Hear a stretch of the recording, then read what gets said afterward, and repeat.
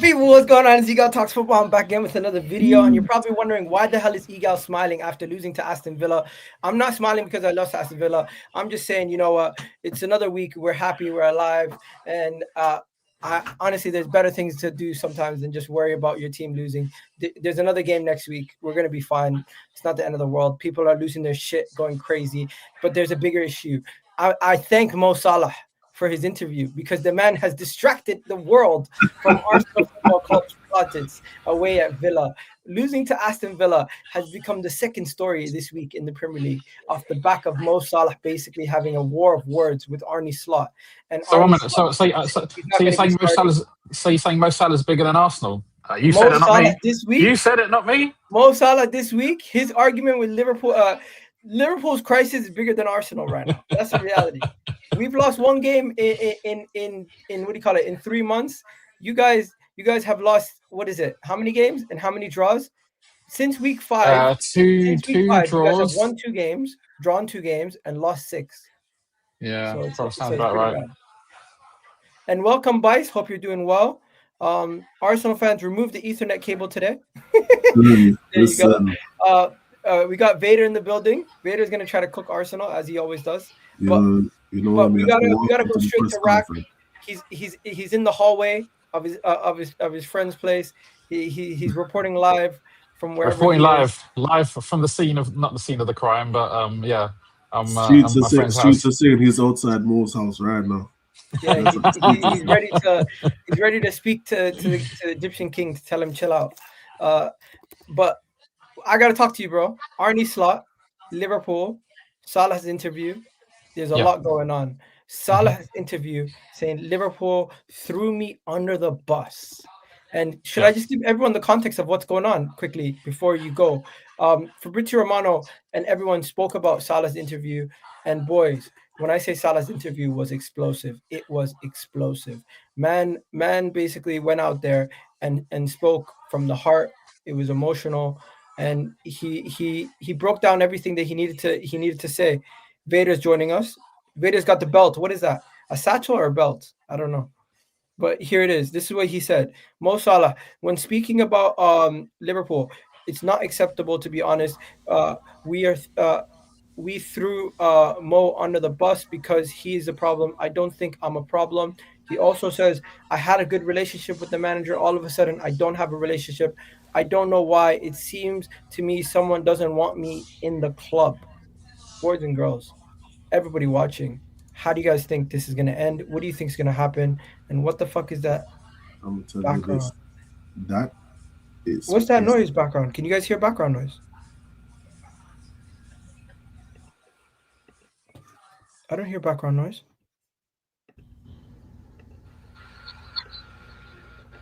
You sure that's not you? I think it's Vader. Okay, go ahead, Rack. Go ahead. Vader, stop it, man. We know it's you. Look, this is bad news, man. This is bad news. Regardless of your feelings, these type of things should never come out in public like this. I'm sorry. It makes the whole situation a circus. That's exactly what it's done. And Salah knew that. And I'm sorry, but this is not how things should be dealt with, unfortunately. Whether you're pro-Salah, anti-Salah, pro-Slot, anti-Slot, whatever the case may be, these things need to be dealt with in-house. And because otherwise it just causes a whole load of stuff. And Salah knew exactly what he was doing. Both Salah and his agent are... well, let's say Salah's agent knows what he's doing from a media perspective. We've seen it in the various different contract negotiations that have taken place. And Salah knew that this was going to happen. And Salah knew what was going to happen when he came out. He didn't have to come out, right? First of all, he went out and he started waving goodbye to the fans. It's very reminiscent of, as someone in the chat has mentioned, Ronaldo situation where he went on to Piers Morgan. Like, we laughed at him. Every fan base laughed at Man United, laughed at Ronaldo, laughed at that whole situation. And this is very much akin to that. You don't come out and do that. People are laughing at us now. And I'm sorry, but that's down to Salah. I love Salah. He's a legend of Liverpool, one of the all-time greats without doubt. His legacy is almost unmatched. He's a hero and all that kind of good stuff. But sometimes people make mistakes, and this is a catastrophic mistake. And he came out and he said stuff like he doesn't know any other club that would throw their players under the bus like that. And what is he talking about? I mean, I can only know what we've seen. We've seen him be on the bench for 3 games. That's not throwing someone under the bus. Other players have gone on, have been made to sit on the bench for longer periods of time. And I don't know what he came out and he's saying cryptic stuff like promises were made and promises haven't been kept. But Rax, the only thing we can see is that he's been on the bench for 3 games, and that's apparently a promise broken. I'm pretty sure no one would have guaranteed him playing time. The whole thing's a mess. Rax. Let me say this, and apologies if I haven't done this enough to you, Rax. You're a real one. You're a real one. All day I've been hearing Liverpool fans, and they haven't been real. You're a real one right now, because a man like Mo Salah, listen, what he's done in the past, credit, check, of course. But what he's doing right now is absolutely wrong. Absolutely. And when many want to have the conversation about where does he stack, what table does he sit at with regards to one of the greats, even with regards to Liverpool, you don't do this as one of the greats for Liverpool. You don't do this to your club. You don't say that there's someone that wants me out, that they're throwing me under the bus. And also when he's talking about, like, I've done enough to not have to fight for my spot. Yeah, that's ridiculous. You fight for your spot every day. You always have to fight for your spot, because the alternative is that you're given your spot over someone else who's more deserving, and that can't be a way to run a football club. Somebody else. Sorry, guys, go on. Right, this is what pisses me off about it, and this is the hypocrisy I've been seeing from Liverpool fans for the last 2 days. Right? Not you. I'm going to be fair for now, because being fair just makes my point hit so much harder today. No agenda needed. I can just be real and talk free. When it was Lukaku, he's having a shocker. It's a mirror. It's a disgrace. How can he say that he's injured and not playing? When it was Ronaldo, guys were calling him a disgrace, laughing, everything from a disgrace to a poor example of a legend. We saw Man United take his picture off of outside of Old Trafford. Mo Salah does it. You need to understand where Slot is coming from. Slot's out of order. I'm hearing guys say, bring Steven Gerrard in. Slot's lost his mind. How can he do this to Mo Salah? It's a disgrace what he did.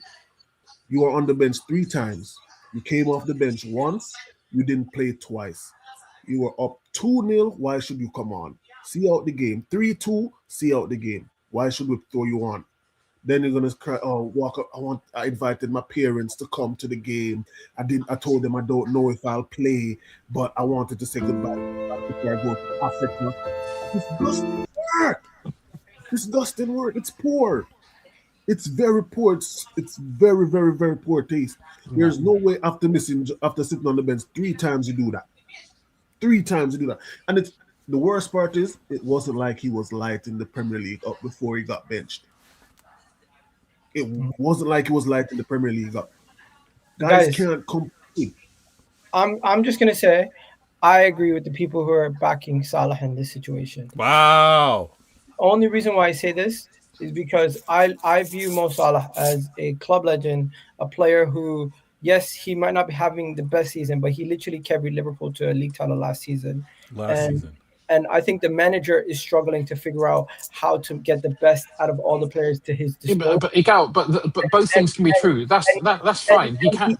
Let this happen at Egal's club. He is currently throwing Salah under the bus. But he's still not getting the performances from the team. If he was no one's throwing Salah under the bus. By putting Salah on the bench, and the team is still not performing. And even when you're 2-0 up, you're saying you want to control the game, but then you end up drawing the game 3-3.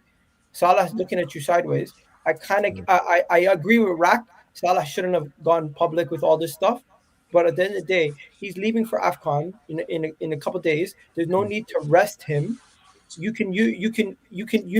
For him to come out and say we don't have somebody like Jacob, what's his name, the Newcastle player, the Ramsey. Jacob, is it Ramsey? Yeah. No, That was Murphy. Murphy. Yeah, Sorry. he said we don't have somebody like Jacob Murphy at Liverpool. What a disrespect to Mo Salah that is. But is it depends. Jacob Murphy and Mo Salah on the same level? But Also, he's saying he doesn't have anybody in the team to create the chances for Isak. I'm like, if I'm not mistaken, but that was the context of that. The context of that quote wasn't about creating chances. The context was more broadly about the way that Murphy plays. Salah doesn't play like Murphy, so it's not. It doesn't mean that's a direct dig at Salah. I don't see it like that. I don't know why you would see it like that. Look at it this way. Before, guys were complaining about Salah being on the pitch, not contributing, and he's at fault for the performances. Now, he benches him, the performances are up. The performances aren't up to par still. What do you think? If there's anything that he did, he basically said Mo Salah isn't the problem. Yeah, but the thing is, part of what he said. The point is, Slot is out here fighting for his life, right? Because we haven't had the start to the season that everybody expected, right? Yeah. Things are going very, very poorly at the club. So people are happy to say, if things aren't going your way, change them. Oh, well, but change them the way that I want to change them. That's what they're saying. They're not saying change them regardless. They're saying, oh, change them, but don't change my guy. Don't change my guy. Change these other people. And you can't do that. You need to try it. Slot is fighting for his life. Slot is close to getting sacked. And if that's the situation, he's got to try everything. Because in 2 or 3 weeks' time, he's not going to have a chance to try it. He'll be out. Facts. So we're in a disparate situation. And I understand why he may have chosen to do that. Because, look, Salah he's an all-time great of the club. He always will. This is not going to tarnish his reputation. But right now, it feels like the wrong way of doing things. It's caused so much chaos. All the Liverpool fan channels, left, right, everyone from the Anfield rap to the other extreme, whatever that may be. The whole thing is in turmoil. It's just not a good look, man. It's not a good look for a big club. And we laughed at United when Ronaldo came out. Bice came and said brought out a Chelsea point. To be fair, with the Lukaku thing, I speak Italian, so I actually heard what Lukaku said in Italian. That's a flex. And it wasn't. I'm just saying.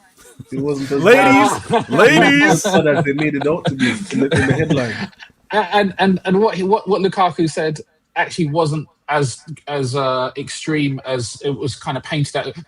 But ultimately, what Lukaku says, that I'd like to go back into one day when I'm not at the end of my career, when I'm very bad, but when I'm still a decent player. That's what he said. But anyway, it's still bad judgment, because you don't talk about another team when you're playing for Chelsea fans would consider the biggest club in England or wherever the case may be. It's just it doesn't make sense. And coming out and saying this stuff, what is the look? The situation now is.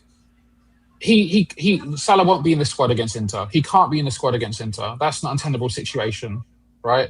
And then the club has to decide: are they willing to let him go, or are they going to back Slot, or how much time are they going? Because it could be a situation where Salah goes to the AFCON. We don't know, but in that time, Slot gets sacked, and then Salah comes back to a new manager. So this situation could be where Salah comes back, but. In that situation, it seems like Salah's won, and I don't think he deserves to win in this situation because it's the wrong thing to do. It's very calculating, and the reason why I got to stress but the alternative to that is that Salah has now almost forced himself out of the club, because if Slot doesn't go, or he comes back and Slot, like, where do we go? What happens there? What he's done, he's definitely drawn the line and said, manager or me. He's actually said, Salah's actually said club or me, because he said there's someone in the club that's throwing me under the bus that doesn't want me. This was a rally cry to the fans. I watched the video of when he said it. if you saw the Liverpool attendant in the back, dude, I see him. Yeah. oh, He went like, did you see his phone? He's Like, like, went into what his is phone. this guy He's texting the doing? hierarchy. He's like, what is this guy doing? It's poor. Yeah, I saw that. That was funny. Okay. Professionalism, it's not professional. Out the window. When it comes to him saying he's not happy, he's not happy. Of course. When it comes to him saying he doesn't have a relationship with the manager, that's very visible from the recent situation. It looks like he's on the outside of the team now. When it comes to him saying that he doesn't know what his future is at Liverpool Football Club, that right there was like signing a that was trying to gain sympathy from the fans. Also, reportedly, he's not going to okay any transfer because he wants his loyalty bonus. That's Liverpool PR to try to make him look bad, and also him most likely wanting. None of us know the ins and outs of his contract and all how this is. Apparently, Liverpool came out and said they're going to back Slot 100% now. Egal's got sources, Rax. I mean, what do you mean? Have Liverpool made a statement? Yeah, there's a statement that he's focused on the Inter game, and he's not. They're not looking to move him on. Liverpool released a statement. Let me go find it. Listen, I'm gonna say this while he's looking. I seen it on that account, the Touchline. They said something about Slot is focused on the Inter game, and he has the full backing of the board.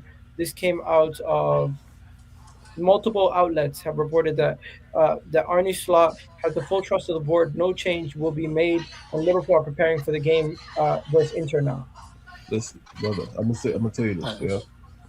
Look, Slot there'll be a press conference tomorrow for the Inter game. So Slot will come out and have to address the situation. You can't just bury him in the sand. The crazy thing is, listen, in my days of being a Chelsea fan and seeing players throw managers under the bus. We've seen everything. You know what I'm saying? We've seen everything.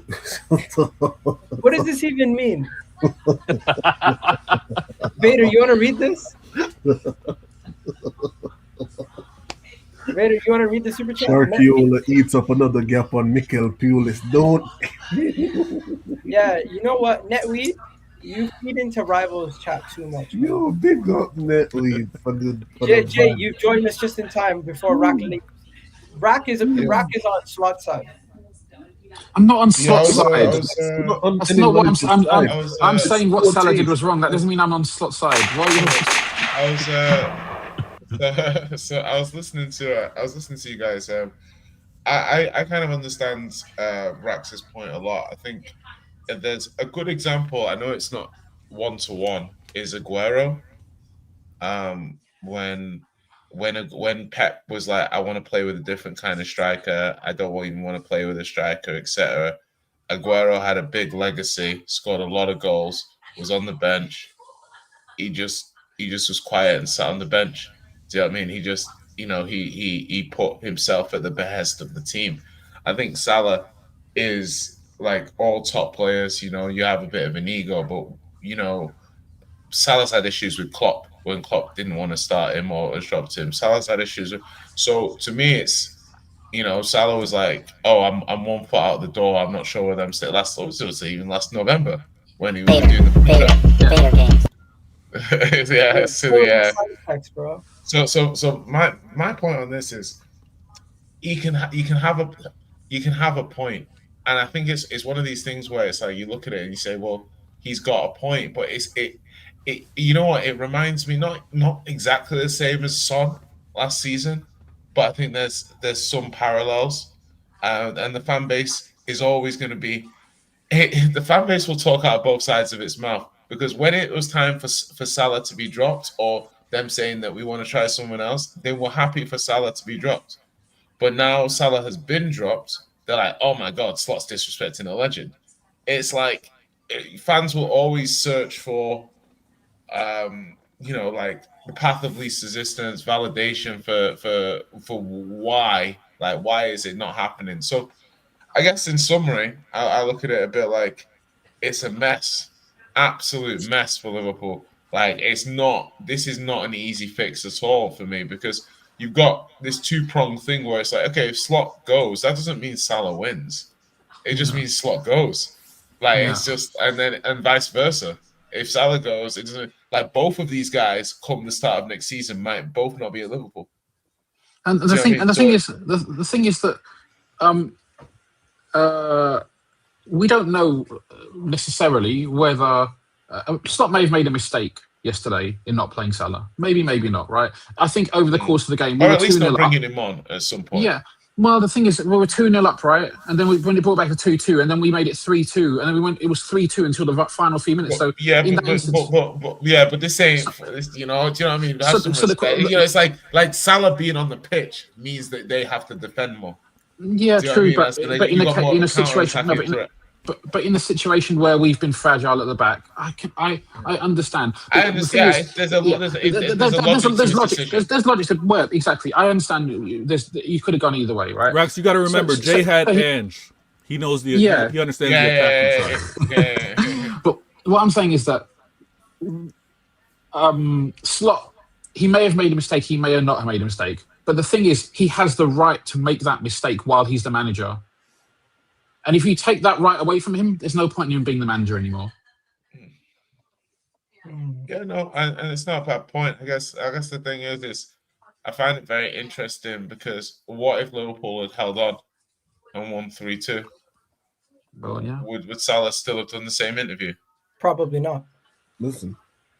So if you look at it as well, you maximize. He's going to AFCON, so he's got AFCON. So basically, the Brighton game is his last game. So he's essentially trying to force he's essentially trying to force the club's hand in a way to make a decision for that game specifically.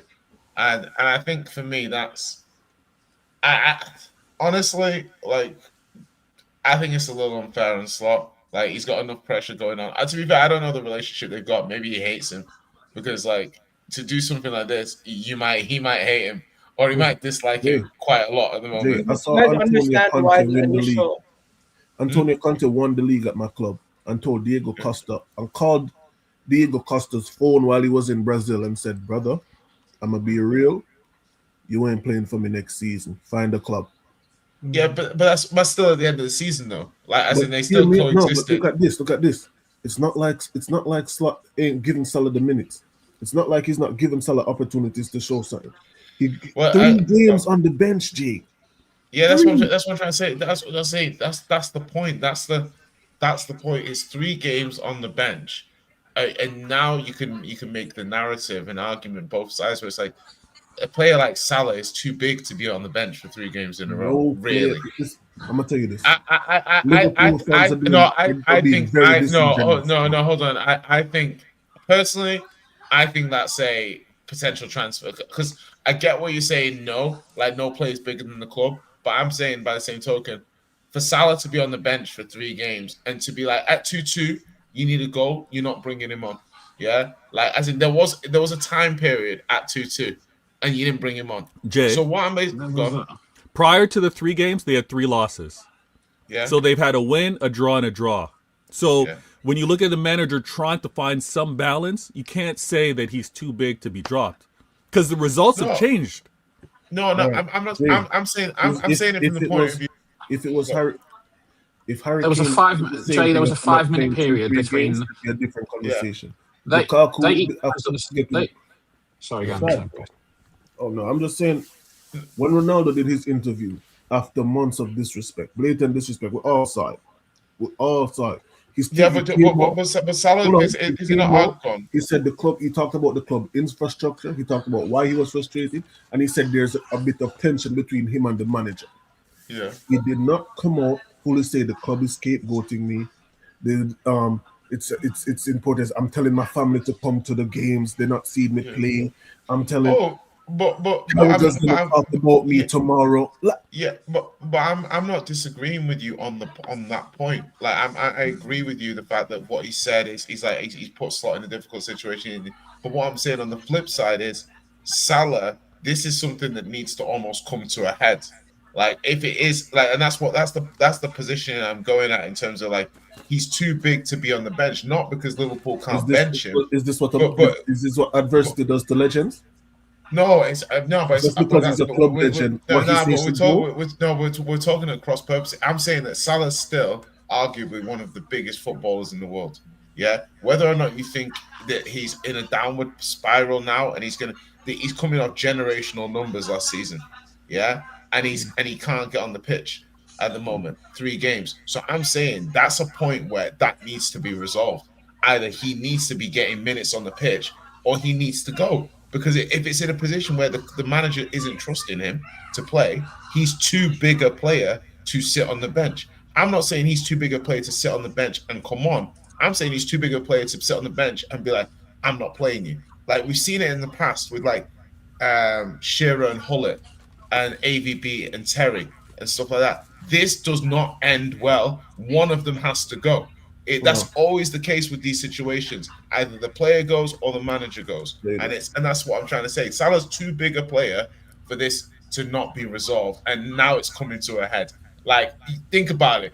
Mo Salah benched 3 games in a row. Do you know what I mean? That's if I told you at the beginning of this season, that Mo Salah by December would be getting benched for Liverpool and would not be able to get on the pitch, you would be like preposterous. He must have. Yeah, that's the beginning of the season, Jay. But we've seen his form, and it kind of makes sense for why he's been.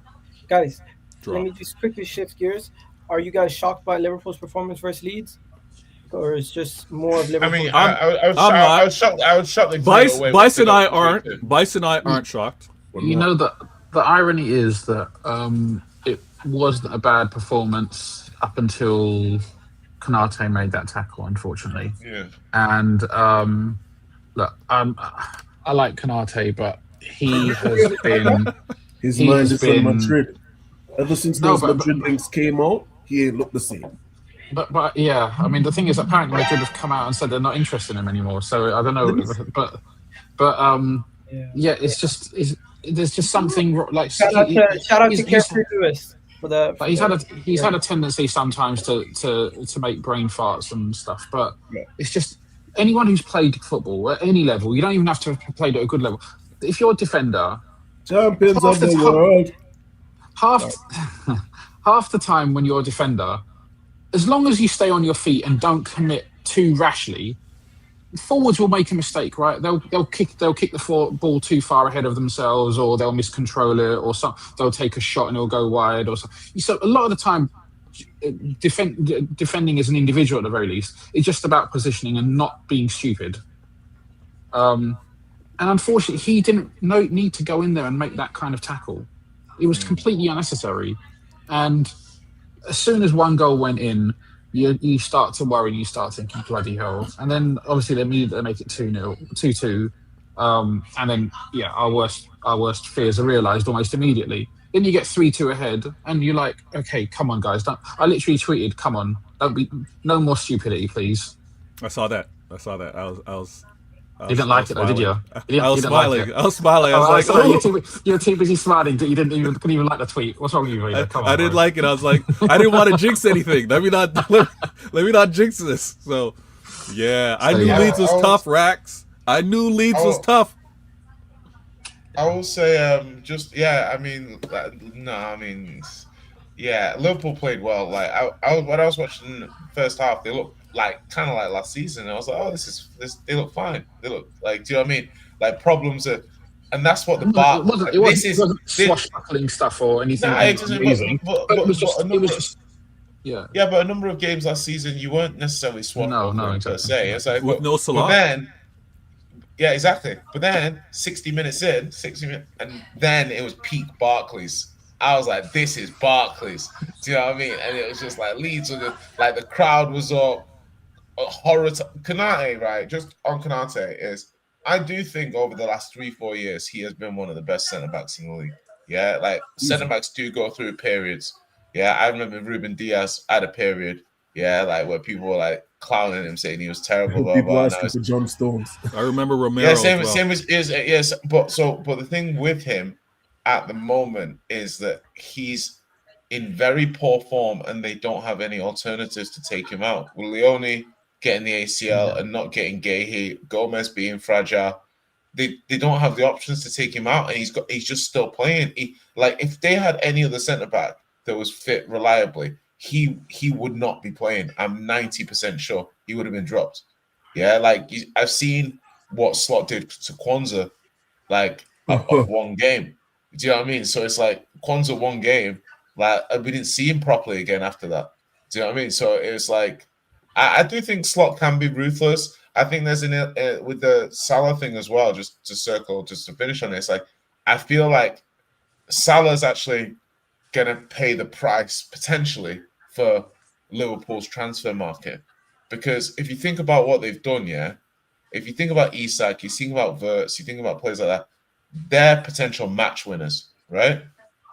Too many Chiefs, not enough Indians. Do you see what I mean? Like you need match winners. You need match winners, and you need people to do the donkey work. You got Isak, Wirtz, Salah. You got 3 match winners. Yeah. So who are the Indians who are just like loading all of these kind of things? So I'm just looking at it. Go, sorry. Big up Maddie. He said Mo crossed the line last night. He has to go. What he did at United, not at Liverpool. But what he did. He said what he did happens at Liverpool. Yeah, what he did happens at United, not at Liverpool. By the way, I don't think Slot is the man to take us forward. Wow.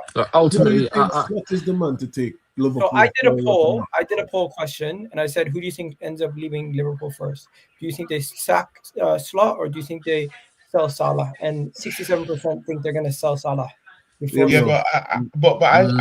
think Slot will eventually go, but I think this for the board will be like something. Whatever happens with Slot, like the board will look at this with Salah. I think it will be like fatal between the board and Salah, because it's to me it's different. Like this is one where it's like, bruh, like just not like shut up and dribble, but you did get like a 400k contract in the summer. Like as in like I don't know. Like to me, I know there's a difference between words and actions, but the actions are that you got a 400k a week contract based off an amazing season. Now, come the following season, he might think he's being pushed out. Yeah, that's what he might be thinking. He might be like, I'm on the bench. I had a great relationship with the coach. Yada yada. I'm just thinking that like maybe he could do this a better way, and I think the board won't appreciate this. Because you can also look at the Edwards and Hughes, the numbers, they're data guys. Yeah, they've definitely gone against some of their rules to re-sign Salah. Yeah, 100%. It's impossible that they can look at the data, like in terms of like age, all of this sort of stuff, and then look at the volume of contracts. But I guess the gamble to them would be, okay, as long as he replicates 70% of his output, it's better for us to do that with him than to go and try and buy somebody. Problem is, he's probably dropped to about 40% or something. Do you see what I mean? I mean, so the thing is, so it's like, yeah, go on. He's on 400 grand a week, so 400 grand, that's 20 million pounds a year. We're talking about halfway point, so that's 10. Maybe we've spent 10 million. We can sell him to Saudi for more than 10 million if you want to take all the plus and minus. That I think ultimately, I don't know who's going to go first, but I mean, it doesn't really make sense to sell Mo right now with him going away at AFCON. I think he's not in the Inter squad. I don't think he'll be in the Brighton squad. I think they will see how things go with Slot for the next few weeks. And I think if things don't improve, then Mo will come back and Slot won't be here. Rightly or wrongly, I don't necessarily think that's right, but I think that's what could happen. And if things are going well for Liverpool or going better, then maybe we'll say to Mo, you either come back, maybe you don't make a public apology, but you make an apology to the manager or squad, or you have to go. It'll be something like that. It's not. I don't think it's going to be like. This is not a situation where you just say, "Get the fuck out," one of you. I think they'll try and buy some time. Yeah, listen, I've seen this happen at my club multiple times, so maybe that's why I'm so desensitized to it. Not on this scale, because it's never happened after just 3 games and not playing. My thing is this, right? In the first 5 games of the season, Salah had 2 goals, 2 assists. Then 3 games, nothing. Goal, 2 games, nothing. On the bench, 1 game, nothing. On the bench the next game. He has 4 goals, 2 assists in 13 appearances, 1 coming off the bench. Pretty decent return. Pretty decent. but we can all agree the performances didn't add up to sometimes. No. Like it depends on the levels. Pretty decent for Mohamed Kudus. No, See what I mean? Like this is Mo Salah we're talking about.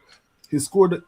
Some of the goals came against Brentford. If I came to you, if I came to you and said Haaland had 6 goals in 13 games, pretty decent return. You'd be like, no, it's not. You'd be like, no, it's not. It's not for Haaland. Leave anomalies out of this. That guy's a freak of nature. Salah's an anomaly. I'm saying this, but look at where the goals came against. Bournemouth. The goals come against. Is he not? Is Salah not an anomaly? Yeah, we're gonna have to put a ball on this. We spent 40 minutes on Liverpool. Can I just say this last? Let's shift gears. I'm just gonna say this, and you can move on. The goals came against Bournemouth, Burnley, Brentford, and Aston Villa. All right, and that's all I need to say. Arsenal. Yeah, but all of those. No, Jay, that's all you got. Okay, I was just gonna say those goals sound like they're quite Jay, decisive. we gotta move on. Let's move on. Rack, Rack, thanks for your time. I think you gotta go. Rax, you're a real one, Rax. You're a real one. Don't sip the Kool-Aid. Guys, Arsenal drop points to Aston Villa, and Chelsea drop points. And don't group yourselves together. Don't group yourself. Okay. Egal, don't worry. Let me take Chelsea out of it. Aston Villa beat Arsenal 2-1, and City closed the gap on Arsenal in the same weekend. Okay. So let's stop here, Egal, because there's plenty for us to dig into. Why you going so fast? The reason why I'm putting it both in the same section is because we only have an hour and like 15 minutes. Egal. I think everyone's here mainly for the Arsenal Villa section, so we can put Chelsea to one side. They drew with Bournemouth. Great, wonderful. Let's talk Arsenal. Okay, go ahead. I mean, let's talk Arsenal, because the thing is that we had this conversation going into the weekend, and I remember I laid it out for you on the show, and I said, listen, Arsenal are missing their defense, right? You're going away to Villa. Villa are in good form, To me, there's no logic, like, for me to think Villa aren't taking points off you. You drew with Sunderland. You drew with Chelsea. You lost to Liverpool. You're now starting to struggle. Not struggle, but you're starting to not win certain games away from home. And I was saying to you, I was like, the gap's closing, not because listen, City lost to Villa, but say they win 2 of the games around it, that's 6 points. You draw, you can draw, win, or win, draw, loss. They're gaining on you every time. Even if they lose 1 in 3, they're still gaining on you based on your points at the moment. They has delightfully put the league table behind him. And Egal, I know that you're starting to feel it a little bit, because I know that you didn't think a week ago going from 7 points to 2 points. You're like, this lead has just gone, just poof. Do you know what I mean? Just poof. Like 2 points, bro. Like, do you really think about your quality of football this season? Think about the season you've had so far, and you're only 2 points ahead of City. Surely that must be absolutely aggravating. Vader, can you stay on mute? There's like a bad background noise. It's like a ping noise at the moment you're. And also before you go, Villa deserved that game, deserved that win. You know what? I was giving them a standing ovation when they scored that 94, because Emery, brilliant subs, like brought the right guys on at the right time, like went for it, had like Buendia, Sancho, everybody, Marlon, Rodgers, everyone was on the pitch at the same time. They wanted the win, you wanted the draw, and they nicked it. And it's coming to me. It's coming a couple of times now. Sunderland trying to hold on, can't hold on. Villa trying to hold on. Yes, it's clear. Isn't it convenient? Ahmed and Musa come just before the Arsenal section. Yeah. Anyways. Just to before I pass it over, I'm going to say to you, Egal, I think, and we spoke about Gyökeres, and we'll talk about Gyökeres later, but I'm looking at this now, and I'm like, if I'm Arsenal, I know you've got players to come back. Obviously, Gabriel Saliba will make a big difference, but Adam, you've gone from you've gone from a kind of like a one-horse race, kind of like you looking like the strongest and toughest, to being a bit like, nah, City have got you in their sights, and Rodri's going to come back soon. I'm not sure. I'm not sure if Arsenal are going to win the league now. Like, genuinely, I'm very surprised that they've. I know you can drop points anywhere, but I'm surprised the lead has gone so quickly. Jay, may I? And you broke that down perfectly. I'm just going to say this real quick. Hopefully my audio is clean. You're not hearing any buzzing in the background. Very nice, very nice, very nice. You should pass me the speaker when you get a chance. Like the microphone. I'd love to hear that. Yeah, beautiful. I got you. Egal, I'm not supposed to be here. Egal, I'm not supposed to be here. I'm not. I had to hit the remix because you guys are the best. You guys are the best. This is your form. This is Super Saiyan Arsenal. This is everything complete. This is getting the striker you need. This is getting the depth that you need. This is having players for when certain players are out. I'm not supposed to be here. The conversation when Jay likes to bring up before a ball was even kicked, it wasn't supposed to be City. This was supposed to be a Liverpool Arsenal convo, right? We were done, washed. Foden's not that guy. That player of the season was Fugazi. Pep, he's outdated, right? City don't have the players that they had in the past. The recruitment's been terrible, right? No one feared this version of City. We're the winners. I'm not supposed to be here. The fact that I'm here and you guys are so damn good, you guys are the best in Europe, the best in England, top of the Champions League. How am I this close? I'm asking the question because I didn't expect to be here, but I did expect my club to challenge to be in the mix later in the season. Not now, not in December. I do the marathon thing. I let you guys go. Get that first lap, get that second lap, get that third. Lead it. Go ahead. I'll catch up. I'm not supposed to be on your shoulder right now. So all this is bonus to me. What Chelsea did to you, Bice, bonus. Did not expect that. Dropping points to a 10-man Chelsea. Aston Villa. I lost to Aston Villa, but my loss was kind of calm because we didn't really look good, but they weren't pressing us like that. You guys don't look like you're the comfortable, big chest, this is our season type Arsenal.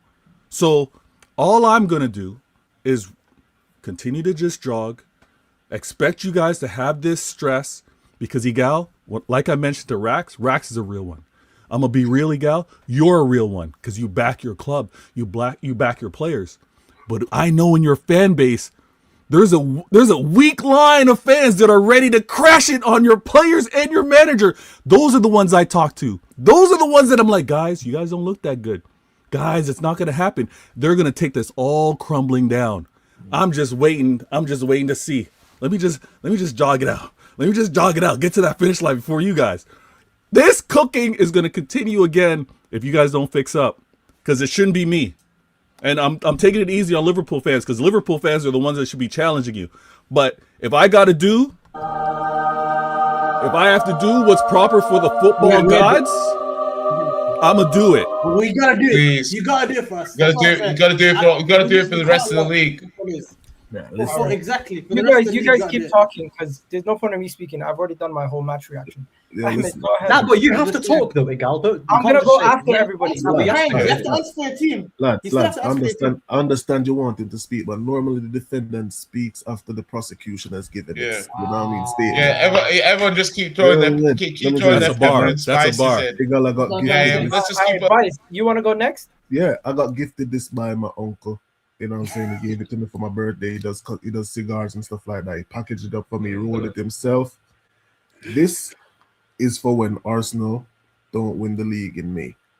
I'm not going to open it until May, my birthday next year, May 30th. The league is over by then.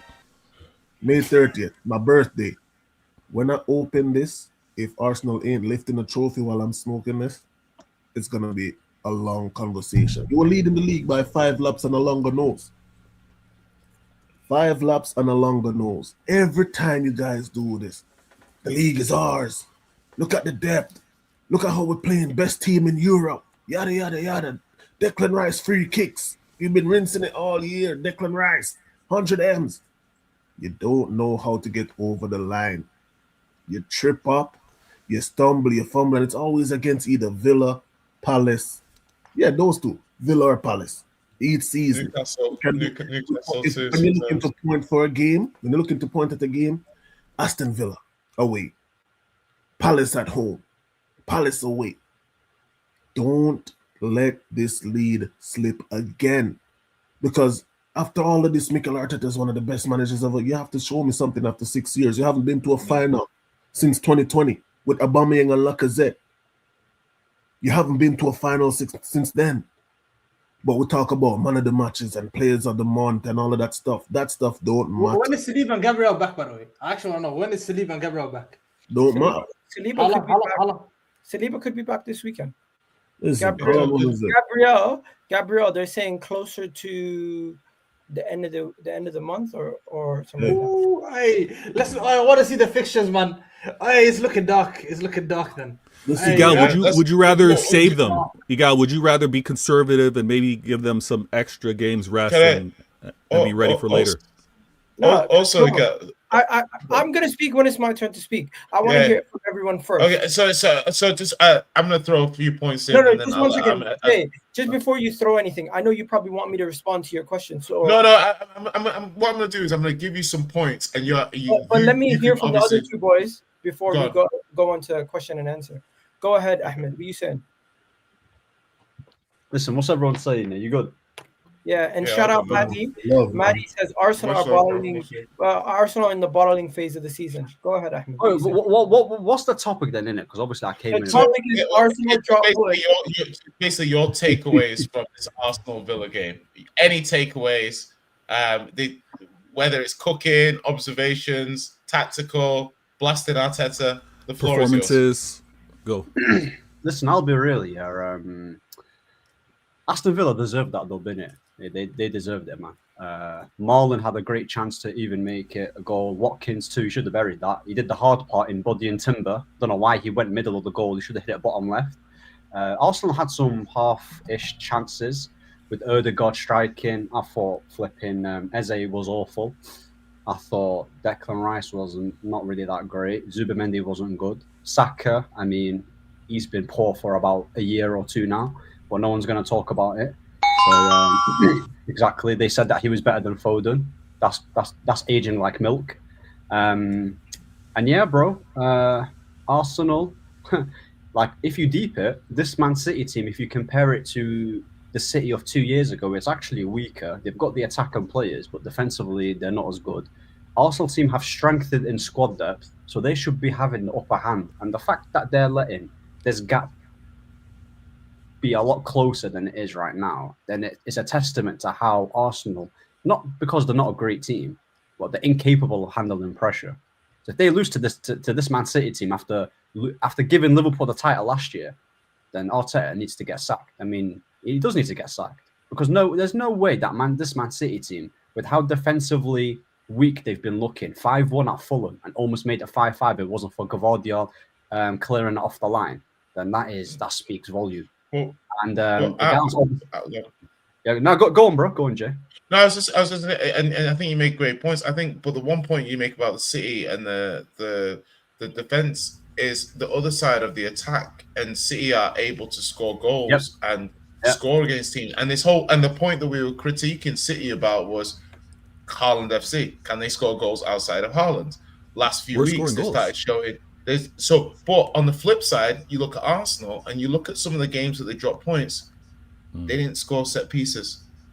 Yeah, so when you look at the Villa game, no set piece. Like the games they're dropping points. Don't trigger them, Jay. Don't trigger Egal, Jay. Hey, you know what's mad, Jay?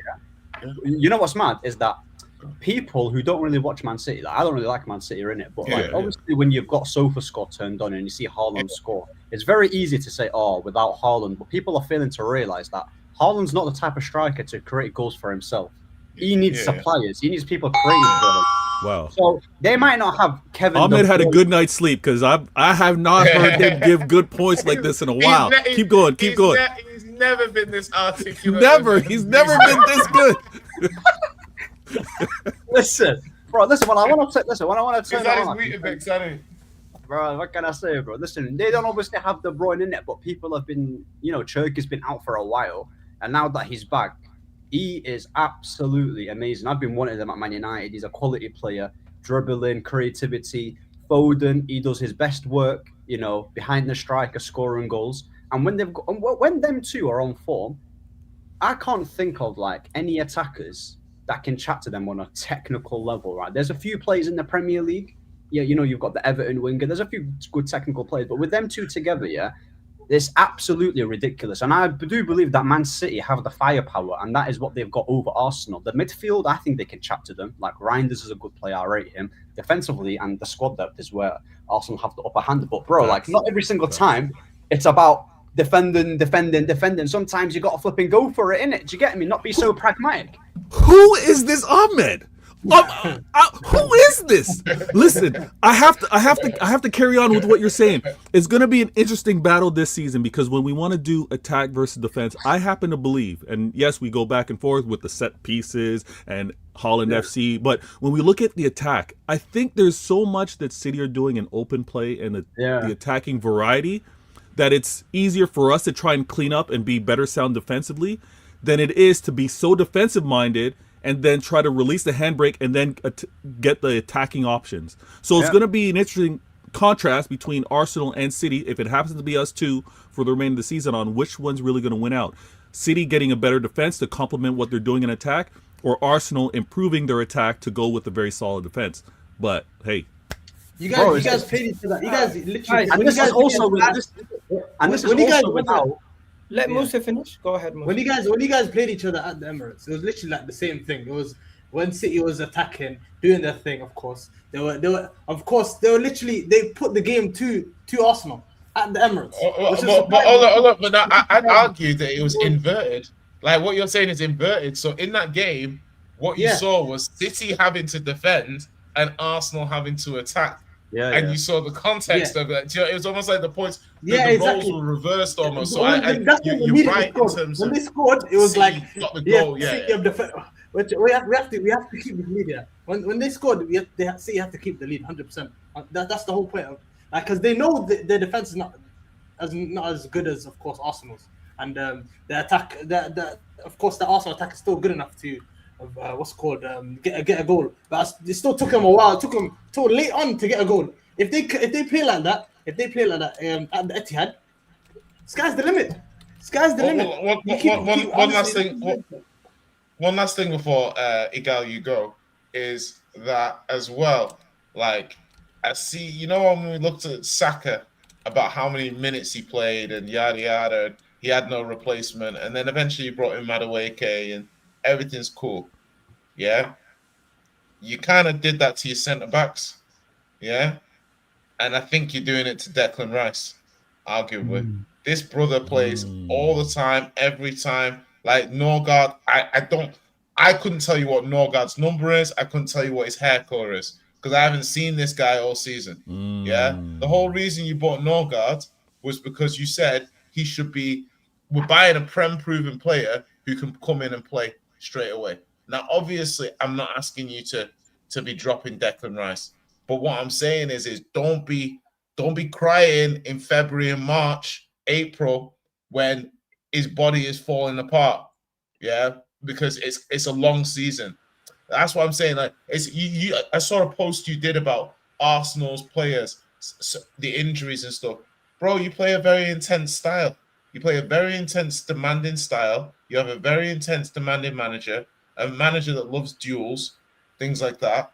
So I'm like, your players, the squads, it's a tricky one. I know you need to win games. You need to play your first team, but you can't. You got to give some squad rotation. What City did against Leverkusen and lost, occasionally you have to do it. You have to just give players a break.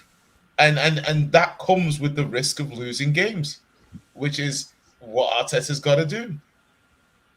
Yeah. All right. Everyone said their piece. Musa, you said your piece? All right. First things first, Aston Villa fully deserve to win.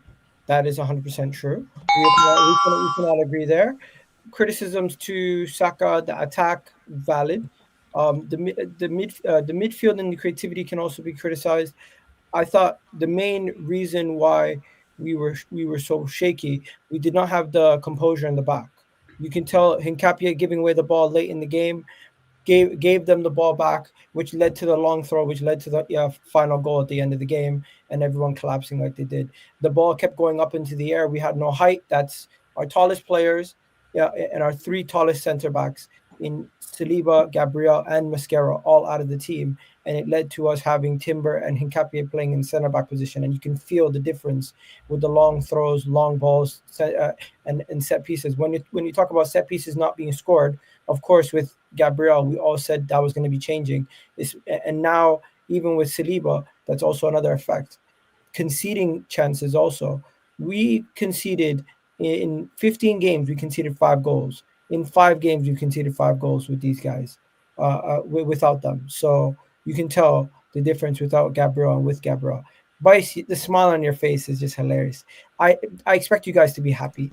I expect you guys to be giddy and excited. Arsenal have only lost 1 game this whole entire this whole entire season since the Liverpool game. So I'm in all competitions. Not even saying that.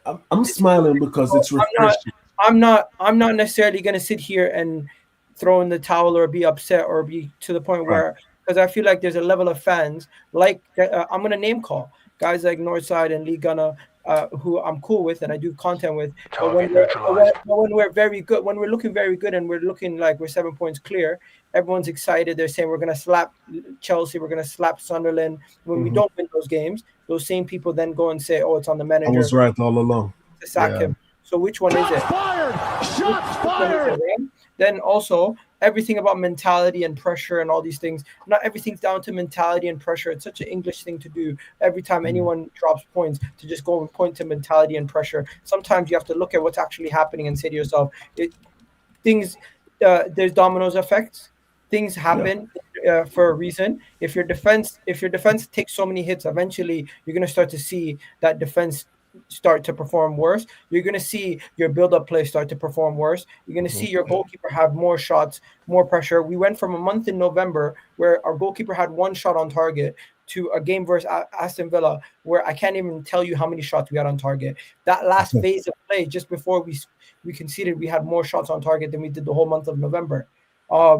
And finally, bringing it back to everything, you could talk about Gyökeres, you could talk about Trossard, you could talk about Eze, you could talk about Odegaard, you can make points about individual players, you can make points about the manager, but the fact that Manchester City is behind us, 2 points behind, is what's giving most people the confidence that Arsenal might drop off and not win this game, because we have to travel to their ground and win, because we have to. It's in City's hands now. Yeah, because of all that. That's why everyone's saying City have confidence, City this and City that. But it's in City's hands though, Egal. 1 second. Sure. Everything changes week to week, and everyone changes their mind week to week. Right. We play Wolves next week. Right. Crystal Palace away is the trip for Manchester City. Manchester City go and drop points to Crystal Palace next week. It's back in Arsenal's position, and everyone's going to be like, you know what? It's Arsenal's league to win. City's not that good. We're going to be back in the same cycle. I'm seeing it every week. People keep changing their mind, and the cycle keeps going in circles every single week. It's the result-based analysis, and we're not actually having fair opinions on the whole season. Because when it's Arsenal doing well, everyone's ready to downplay Arsenal and say, you don't win the league in December. But when City win a couple games in a row, all of a sudden City's going to keep this up for the rest of the season. We've seen too much inconsistency for Manchester City and other teams in this league to all of a sudden write off Arsenal from winning the league. That's ridiculous to me. Can I say something? I'm gonna say this. In the past, I'm gonna minimize it to like the past 3 years. Yeah, Before the past 3 years, I can comfortably say, sorry, the Jamaican accent, when that word comfortable comes around, it gets dark. But I've seen City and Liverpool been able to go on crazy win streaks. And Arsenal, 18 games. That's what I'm going to say now. The last 3 years, I've added Arsenal to that mix, right? You guys have this ability to go on some crazy streaks. I'll give credit where credit's due. good teams do that. You guys have proven that you guys can do that. Where I worry is that I've seen Arteta have, even Pep to some degree, big brain it sometimes, and then the league gets away. The worry is that now, seeing that City is just 2 points behind, I don't think they have a game and everybody's played the same amount. Does he try to big brain it again and end up holding the team back a bit?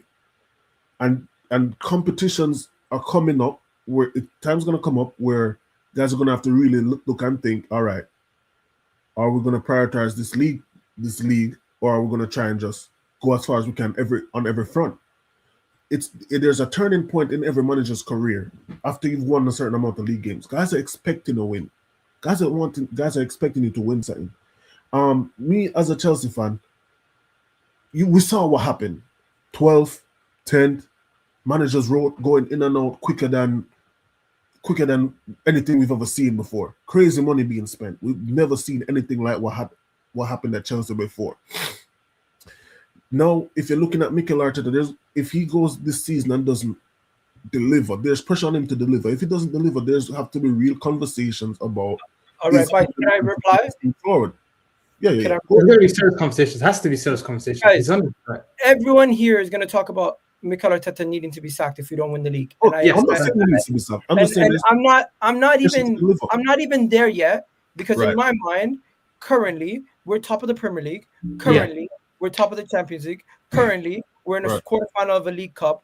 Currently, we're still in the FA Cup. So we could potentially go from every single week. We can go potentially from speaking about Arsenal winning the league, winning Champions League, or winning something, to Arsenal lose a game. Let's talk about sacking. To me, it's a redundant conversation. Right. Why consistently go back to the same conversation of Mikel Arteta sacking after every poor performance, but then after every big performance, do we talk about Arteta being the greatest manager of all time? No, we don't. But Egal, I think that's a fair point. I think the thing is that in analysis of this game, we can go deeper and look at the analysis, because obviously you've already conceded Villa deserve to win the game. So obviously we can now look at, for example, Gyökeres' performance. I remember tweeting at the time, and I was like, you know, when people say like such and such was pocketed by somebody, a lot of the time it's disingenuous, but Konsa truly pocketed Gyökeres in a way that I've not seen a player be pocketed in a long time. Especially a striker. Absolutely pocketed him. And I mean, like, beat him in every duel, beat him to the ball, muscling him off the ball. And I was like, wow, because it was to the point where I'm like, okay, Marino's actually a better number 9 than Gyökeres for you. He's genuinely a better number 9. If you have a big game next week, I would be shocked if Gyökeres starts over Marino. And so we need to start. The guy scored how many goals in, like, it's ridiculous. How, like, I told you that Portuguese league is brutal, bro. Listen, I know it firsthand, bro. That Portuguese league, there's something bookie about it. Because what Nunes did in that league and what he came here and did here, what he came and done here is completely different. I'm telling you now, Gyökeres is. Don't expect the league to translate. I'm not looking at Gyökeres as an individual to say we need. What about Eze? What about Eze? Do you blame him playing left wing, or do you think what do you think about this Odegaard Eze thing in terms of, like, where do you stand on that? Do you have an opinion on it? I think the whole front three was a little bit of a mess because we're constantly changing the team, and what's happening is the players don't have that level of consistency and continuity with each other. Now, Saka and Moreno, you could tell Saka was playing decent. Fair enough. And you could say Saka and Moreno have played together, but that front three's changed so often.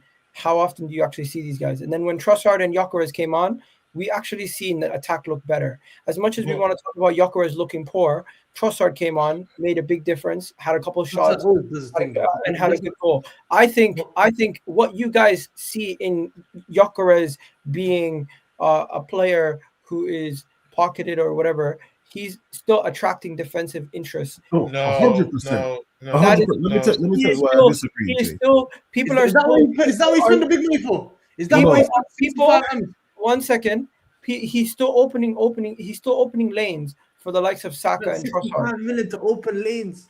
Guess what?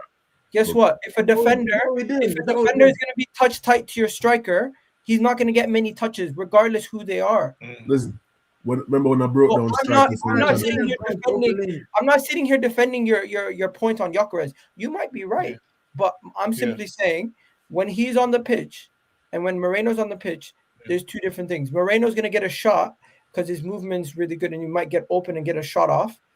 Gyökeres is gonna have so much. Gyökeres is gonna have so much more attention on him that he opens up lanes for the likes of Trossard. But you say, yeah, just quickly on this. I'm just saying, but your observation of that, I think, to me, Konsa dealt with Gyökeres on his own. It was just him. It wasn't like he didn't have any. It wasn't anyone was supporting him. It was just Konsa versus Gyökeres. And Konsa was eating. I agree. Did we have more? Did we have more? Hold did on, we have here, more hold on. space? Did we have more space and more passing lanes in the final third? That's gonna for me. I agree with what you're saying. I agree with what you're saying, Egal, because I understand. Yeah. No, wait. Because in any case, when a 9 is on the pitch, and I mean a 9, not these half guys, these tweeners that go into midfield to open up. I'm talking about when you have a 9, one centre back has to occupy it. Has to. So those lanes are going to open. So when I saw Gyökeres and Trossard, I saw the idea. That's why Trossard was able to do the things he was doing, because Konsa taking on that task of Gyökeres on his own means there is some form of space back there. So I get it. My issue with your team, and I've said it for years now, Jay can attest if I'm lying, those guys not knowing how to play with a 9 like that, he already doesn't get enough service when he's not being marked as good as Konsa marked him.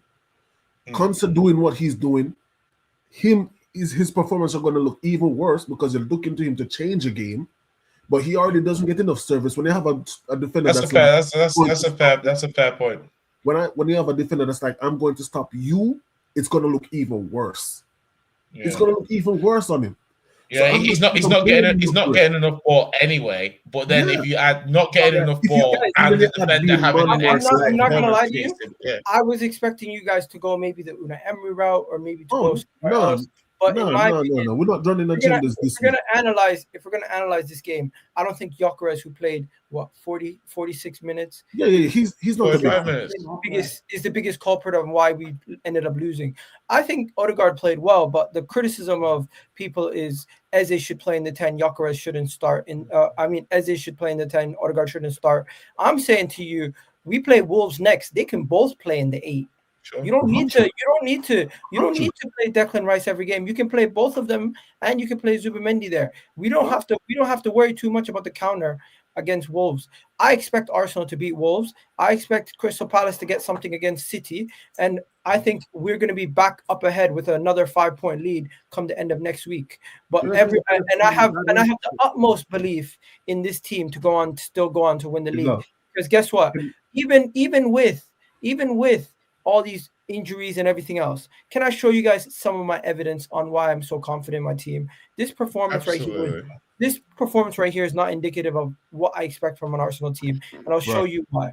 Number one, you can see the amount of shots and chances that we gave away. Obviously, we don't give away that many shots and those many chances with our 2 best center backs there, and even with our 3rd best center back there. We were using our fullbacks in that position. Then we go to our actual fixtures. I'm going to show you this. Club Brugge, I pull up Pep and I say rotate as much as possible versus Club Brugge. Club Brugge have a very decent attack. Bro, I don't care. They're not Barcelona. I don't care. We're in such a comfortable position in the Champions League. We should be able to rotate. We should be able to rotate and still. He could rotate and still. He could probably rotate and still. This is why. If you rotate versus Club Brugge, you'll drop points. Guys, we could lose that game and still be in first position in the Champions League. Oh yeah, 100%. Fair enough. Yeah. Okay, you can afford. Yeah, you can afford the rotation. So my point is, play the players who don't normally play. See who you can trust. See who you can't trust. Wolves. Perfect. Is this period Everton, Palace, Please, Brighton, Villa? guys, let That's me the period speak. we need to look at. Let me speak with no interruptions. I beg. Go on. I'll be quick. Wolves, you play your best 11. You have 7 days. Everton away. You better hope Saliba's back. If we go to Goodison Park and we don't have Saliba back, it's going to be a long day. Ooh, Then Crystal Palace in the League Cup. Wallahi, you rotate. You rotate because you got Brighton at home a couple days later. So this is where it's the busy time of the series period. This is the last 5 games before the end of this the year. You play your strongest 11 versus Wolves. You play your strongest 11 versus Everton. You rotate in the Club Brugge game. You rotate in the Crystal Palace game. You play your best 11 versus Brighton at home, and then you go and fucking batter Emery and those.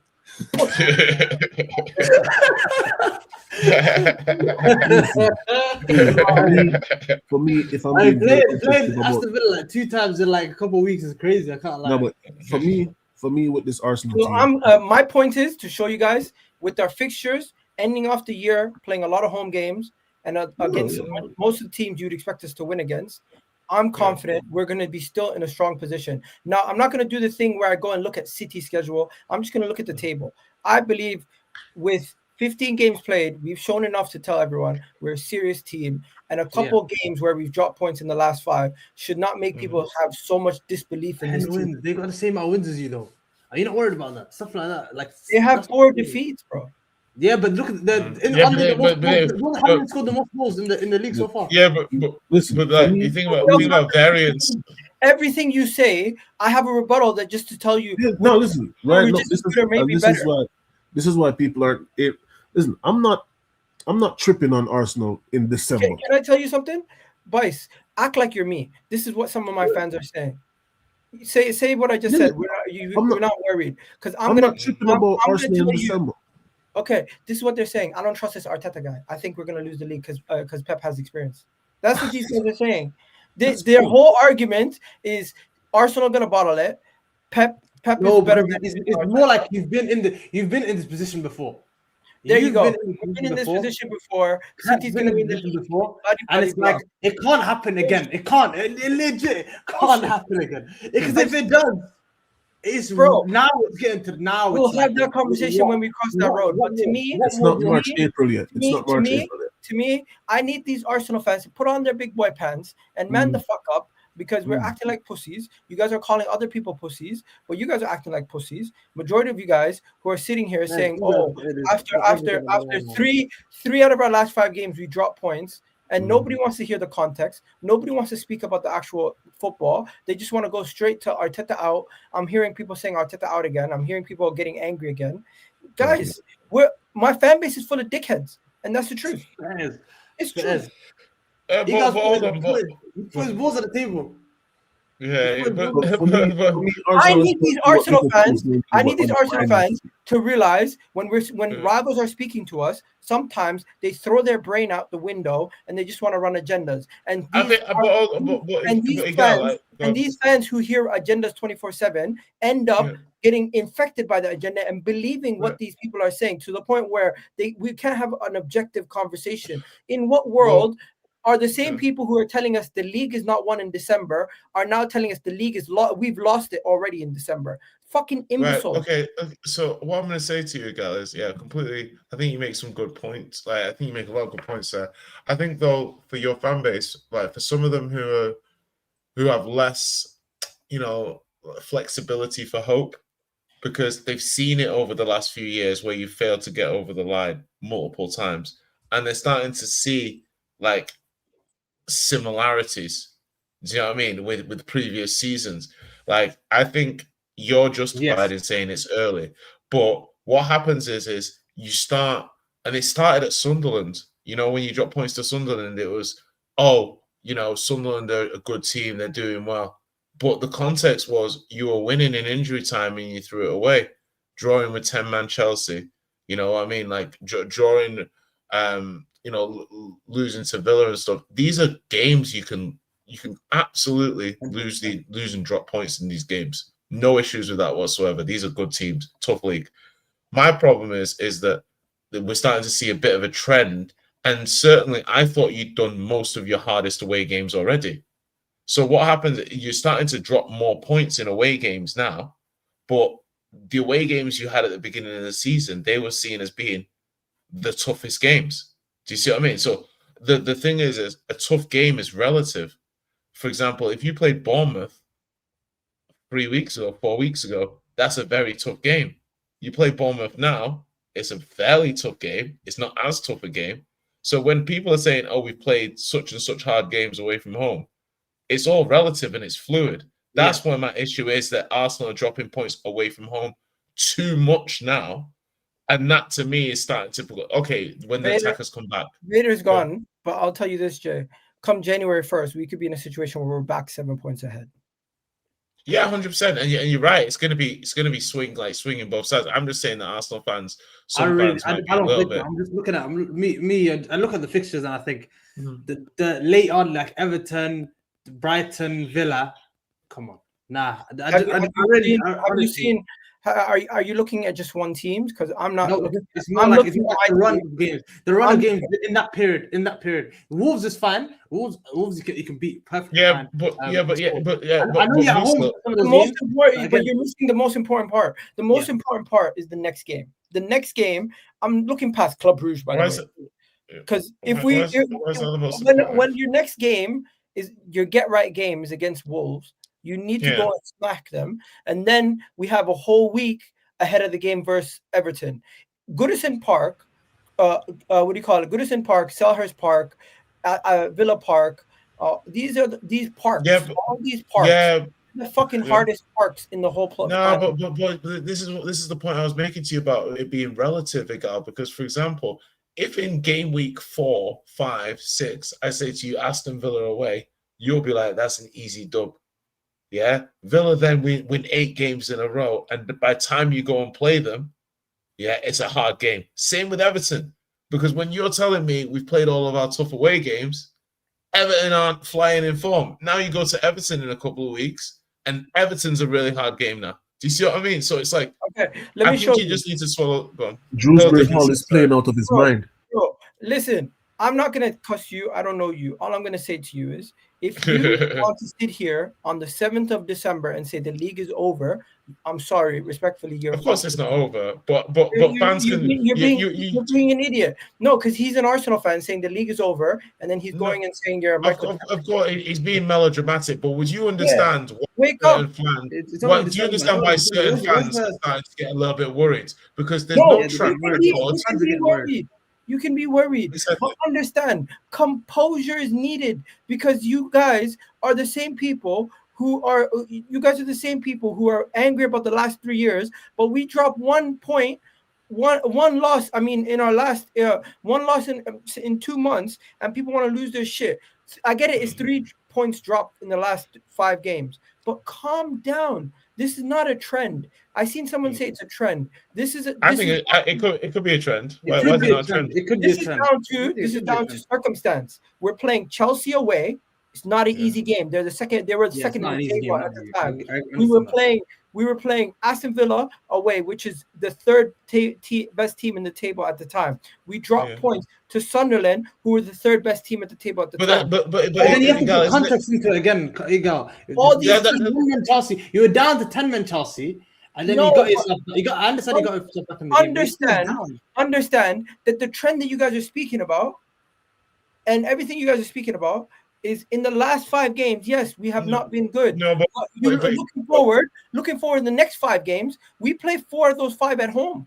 So based on what your trend is, you're basically saying we have one possibility to slip up in our next 5. No, I have no issue with your with your home form. I think your home form is strong. You're very capable of winning most if not all of your home games. Look, I'm saying to you this movie before. No, you haven't seen this movie. You've seen a movie with shittier actors.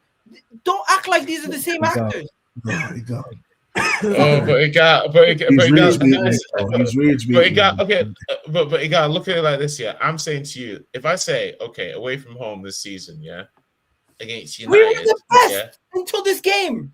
But what I'm saying is like, so against United, say United, the United game, the Liverpool game, the Newcastle game, the Villa game, the Sunderland game, the Chelsea game. So, obviously there's a number of difficult games in there, but I'm saying it's variance. You keep saying you're saying the same point as me. Now, Everton is a hard game, yeah, but 6 weeks ago it wasn't a hard game. So I'm just looking at. It was always a hard game. Don't do that. No. What I'm trying to say, but what I'm trying to say, in the context of Goodison Park and Arsenal, it's always a tough game. No, but what I'm trying to say to you, Egal, is that you keep saying that you've played a lot of your tough away fixtures. I'm saying that it's relative because these teams, the rest of these teams that you may or may not classify as a hard fixture, yeah, they have fluctuations in form. So some of these games can be very, very difficult for you. Do you know what I mean? Can we speak about this? I know, Z. This is Arsenal's recent form in away trips. We won 3, we drew, and we lost 1. We drew 2 and we lost. Yeah, when you look at City, it's just as bad. They drew, they lost against Brighton, they drew against Arsenal, they lost to Aston Villa, the same Aston Villa we lost to, and they lost to Newcastle. When we're talking about away games in the Premier League, these games are always tough. Why are we acting like this is a surprise? Then I'm looking at their performances. Like the games they're losing, and I'm like, it could have went either way. I'm looking at City's one. I'm like, yes, the Newcastle one, it could have went either way. I think I'm like, I'm not worried about City. I'm looking at the team. I'm thinking, other than the defense, I'm not worried about it. But then the games we're seeing Arsenal play recently, the performance we drew. Hey Z, that's a point. I'm not saying that, Z, but I see what you're saying. I'm just sitting here, and I'm like, what the fuck are we talking about trends for? Because when we look at City, they won their last away game. Are we now saying they're going to win all their fucking next away games? When Liverpool won the first 5 games of the season, what were you guys talking about? You're talking about Arsenal. Guys, can I say something, please? I haven't spoken in a minute. I'm trying to talk to you guys on. I'm sorry, bro. I swear I'm gonna let you finish. Before this game, Arsenal had the best away record in the Premier League. As you can tell, the teams that are around us, because they won their games this week or got draws this week, they've gone up to our level or taken over us. It's not like this team has been so good all season. It just takes 3 bad performances for everyone to fucking act like imbeciles. Listen, yeah, but Egal, that's sorry, God bless. Big games, man. I'm on Egal's side. I'm on Egal's side with this because a lot of people are throwing the toys out the pram and acting as if because of a couple of bad games in December, the league is over. I get that we've seen City do this. I get that we've seen them come back. I get that we've seen them win. I hear all of that. The thing is, it's December 7th, bro. It's just December 7th. Where the league normally falls off for Arsenal, it's not even in December because they get a result like this after like every 15th or 13th game or something like that. It's normally March, April. Let's just be real. Let's just call it for what it is. A lot of people are panicking. A lot of Arsenal fans, and I don't want to say that they shouldn't because they kind of have a right to how they've seen the team perform. But at the same time, it's just a lot of what they just can't deal with. They can't deal with rival fan pressure. Let's just be honest. They can't deal with rival fan pressure, and it's easier to be negative and then pop up positive when everything is closer to the end than to be positive all the way through and like they don't see any issues. You see what I'm saying? City, Arsenal have the best record in the league. Egal, stop acting like an asshole. I'll tell you something, brother. If people are gonna act like idiots, I'm gonna have to respond to them like they're fucking imbeciles. I'm sorry. Listen, I'll get it. I think Arsenal, we deal with the most idiocy because we got Spurs as a rival, Chelsea as a rival. We got Manchester United's rivalry. We got Liverpool fans making this weird rivalry. City look at us worse as a rival than they do at Liverpool. They have a City pool love affection where they kiss each other whenever they end up losing a league and they say, "Go on and win it for us, you fucking cocks." But Egal, would you not say that that's? I was just briefly on that. I would say people don't like our fan base because our fan base. There you go. That's what I said. Something. I like the fact. I like the fact that people are open about it and they say they don't like Arsenal fans. because I it just just don't like tells Arsenal me fans. That's it just tells me certain people I can't have an honest conversation with them about Arsenal. But my I thing like is the just squad. like, I understand the squad. I like the team. Yeah. I like the players. It's honestly, I don't have a rivalry. Liverpool fans don't have rivalries with Arsenal. It's just, for me, it's just No, we just you guys don't have a understand. weird. You guys have a It's weird. fan base. Yes. It might be just fan base beef, but other than that, it's just like I think it's just you've got similar aspirations, isn't it? But for me, I think it's just for me, it's just like I personally I don't mind. I like, honestly, even as rivals, Arsenal as a team, I don't mind. I think Arteta's a talented coach. I think you have a lot of talented players. I think my issue is a little bit with the fans, in as much as they're very boom and bust. Like obviously they have you have. I think in your opinion, like I think I've heard you say Ray is one of the best goalies. Timber's the best right back. Calafiori's arguably one of the best left backs. And then a week later, they're one of the worst. Your two centre backs are the best centre backs. Declan Rice is the best six. Hey, guys, Odegaard's one of the everyone best does that. playmakers. So, no, they don't. I I don't. hear. Jay, we were outside when Liverpool was calling Fabinho the best. Anyways, DM guys, Van today's episode has been a little bit unstructured. Unfortunately, we're not going to be able to get to Chelsea's performance. I think we've covered what people wanted us to cover. But anyway, we're not going to get to preview the Man United game or speak about Spurs beating Brentford. Good win versus Brentford. Thank you, bro. Thank you. We take our W's. Was it 3-0? You had to win against Frank's old team. Xavi Simons shut up a lot of people, but I think that last bit of the video, we can honestly just say it's Arsenal are going to have to deal with agendas all season. Arsenal are going to have to deal with people putting their fingers in their ears and saying narratives. There's narratives that you're going to have to put out. Exactly. And if you don't win the league, then the narrative is going to continue. It's going to keep continuing. Egal. Just all you have to do is win. All Arsenal have to do is just win the league, and then all this bullcrap about Arteta not winning anything, about all the players not having the mentality, all these other things will go away. Win the Premier League, win the Champions League. That's all it is. One of them have to be won. Because I remember when Klopp was the same thing with Klopp when with Klopp not winning, having 6 finals in a row losses, and bro, we won the Champions League, and then all that bullcrap was torn away. Literally the same thing, bro. Same thing. You have to win. You have to win. All this football. The success is the currency of football. Trophies are the currency of football, and you have to win trophies in life. You have to win trophies in football. The reason why I go on Hussam is because he was saying that only one team was trying to win in that game, which was bullshit, and they only won because of that piece. But I think, to be fair, and I won't be rude about this, I think you can make the argument the Liverpool game and the Villa game, there was some similarities in how you lost. In as much as Liverpool did push a little bit more for the win. Villa pushed a little bit more than you for the win. Not saying that you didn't want to win, you still tried, but I think you're damned if you do, you're damned if you don't. I think at a certain point, taking a point is okay. Can we be honest? Our approach to away games and our approach to home games are different. Our approach to away games we tend to be more like a prize fighter, and we see them out until late and try.